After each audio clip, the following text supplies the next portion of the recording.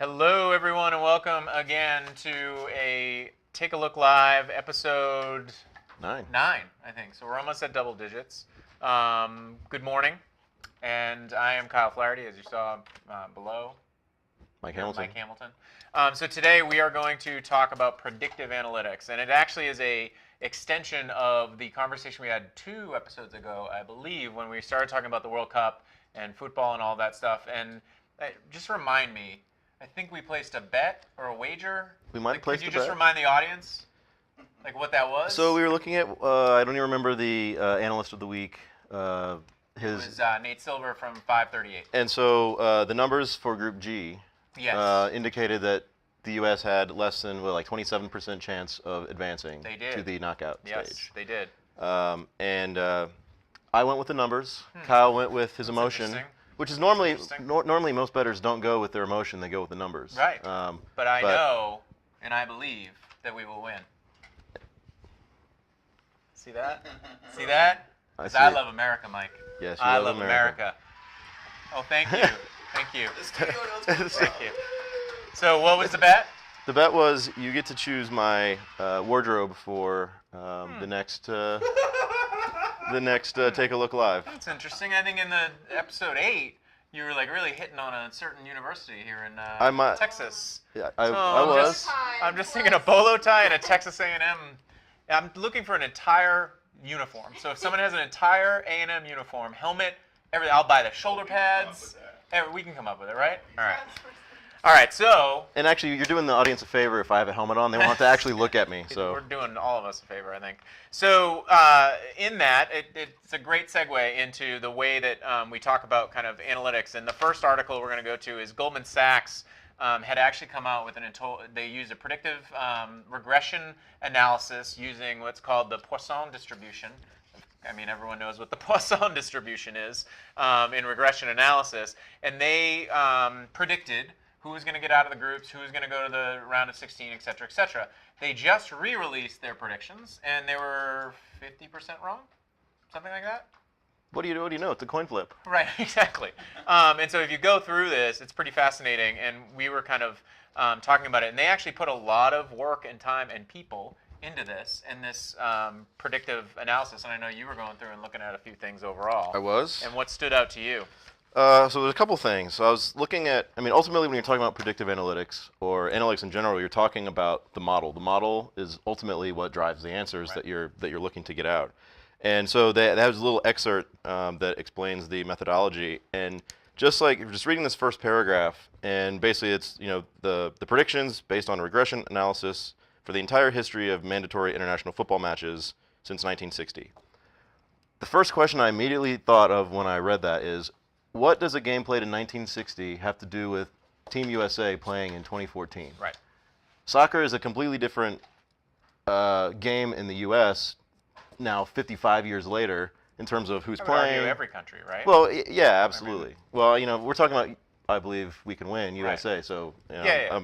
But the fact that data from 1960 is affecting projections in a model in 2014. Right. It's just like that. For me, it doesn't even pass the sniff test. Well, and I think their words, and they use these words, we assume that the number of goals scored by a particular side in a particular match follows the Poisson distribution.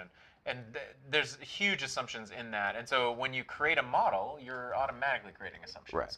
And so one of the things that I think people, and we'll talk about it in other domains, when you talk about predictive analytics, you have to realize that it's only the first part of where you got to go. And so when they first did this, it was a great conversation piece. Oh, absolutely. It was a leading story. We'll talk about leads versus, and other elements. And certainly predictive analytics works well in places like financial fraud or credit card fraud or whatnot, things like that, where you don't mind if the credit card company stops a payment, even if it was legit. Right. Because you're like, well, at least they didn't. We almost lost one of our audience members. At least they. That would have been perfect. By the way, that would have been perfect. I know. Come on, you gotta be. I know. We'll edit that later. And so you have to realize that this is a starting point, and I give Goldman a little bit of credit of the fact that they went back and they changed it, and they realized that we predicted this, or we used predictive analytics, but we had to change it a little bit. And so that kind of plays into our next story unless you had something else. I did have one last thing. Yeah, please. That getting back to the model, Yep. because engineering background, I'm into the model piece. Yes. It does not use any information related to the quality of the teams. Right. That seems strange. Broken.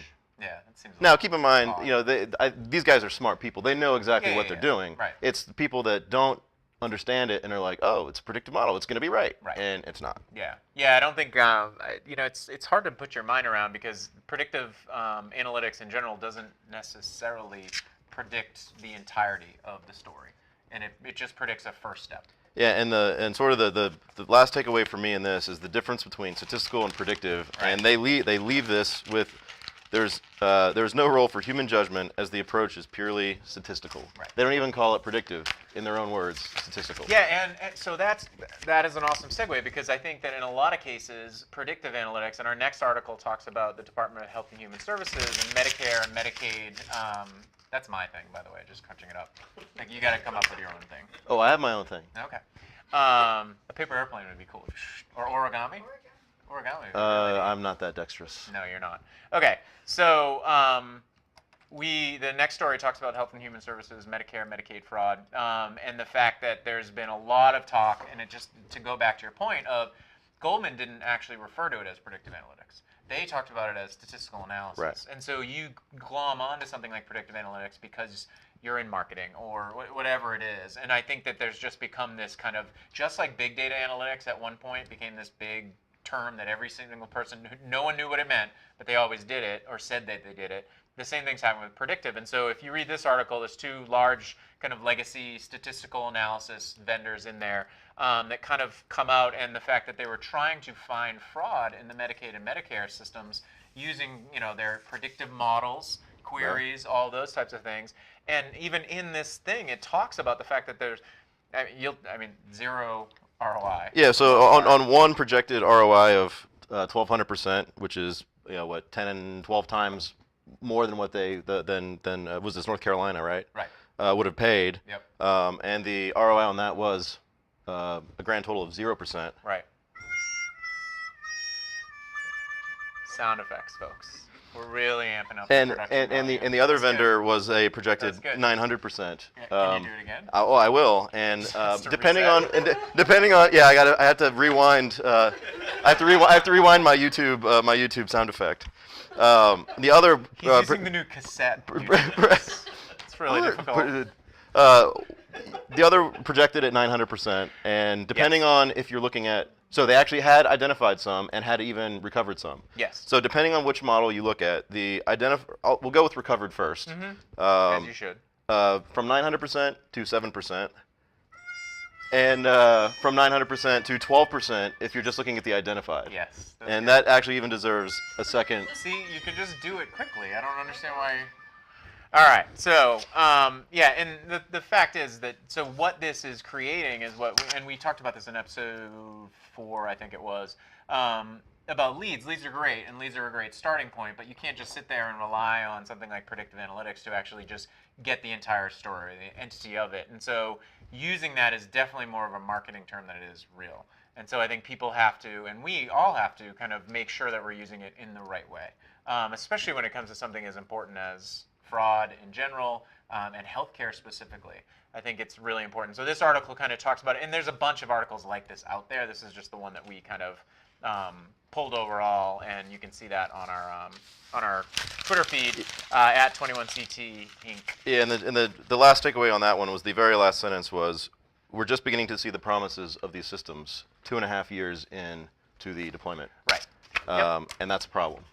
All right, so third and second to final, because we don't. Yeah, it's the third. It's the final article. Numbers. Penultimate. Ooh, I like that. The penultimate story. Which is also an awesome app for Evernote. Really? Penultimate. Oh, we should do a whole thing about that. This article. My phone went to sleep, so sound effect is down for the We need count. one that just sounds like a slap across the face. This actually talks about predictive analytics being used in with children's education, and you and I had kind of talked about this in general in terms of people misusing kind of analysis and putting children on a path that potentially they shouldn't be on. Right. Overall. And so this article kind of talks about, I think they took a bunch of different test scores and AP stuff, and basically to figure out whether these people should be or shouldn't be on the path that they were. Right. And they moved a bunch of kids out of it that potentially could have been there, and vice versa. Well, so really, so I read it slightly differently in that it was focused on one specific student. Yep. She was Sue. Sue was a straight A student, Yes. and in an advanced placement English course. And for those of us that were in advanced placement English courses, it's pretty hardcore. You may not remember that from, but where's my sound effect? Wow, this is embarrassing. Awkward middle of the episode. So we need the crickets. And so essentially, they had this paper. Yep. This new teacher decides she wants to use this anti-cheating, anti-plagiarism software that goes and looks for keyword patterns in the papers against other things. Yep. And so this article does a really good job outlining what sort of the software is doing and why it isn't even working in the terms of this particular paper. But basically, the teacher runs this software on all the students in an advanced placement straight A student class. Right. And 100% of the students were identified as cheaters. Well, 100%. That sounds like a nasty school. And so what they actually did is gave the entire class zeros, and they marked up their transcripts with cheaters. Good. These students are trying to go to college, and some software. Right. And so the interesting thing about this is the 100% sticks out to me in that I've never seen a statistical model that spit out 100% unless it's a binary model, which either it's 0 or 1.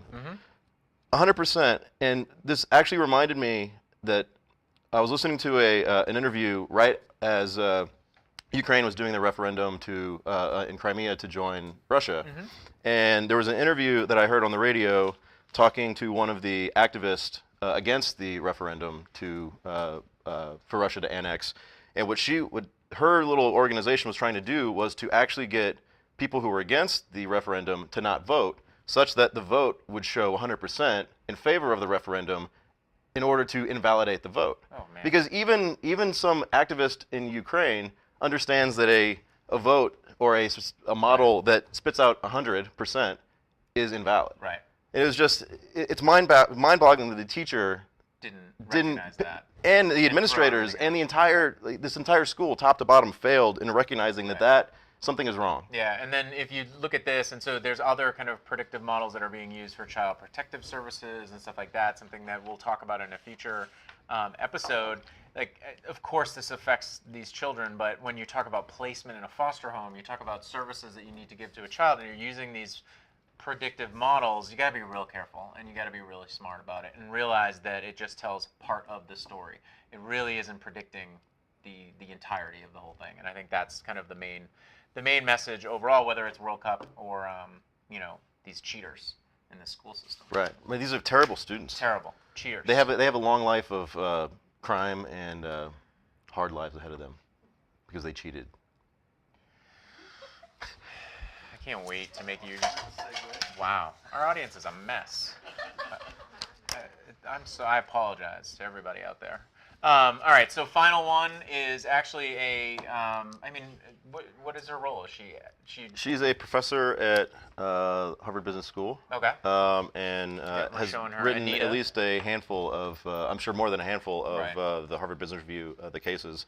So when I was in grad school, in a entrepreneur. Wow, AP English and grad school. I mean, you are just tossing some stuff out there. I didn't. To be fair, wow. To be fair, I didn't. Not an Aggie either. I mean, really. To be fair, I didn't say I graduated in either case. I never claimed. Point taken.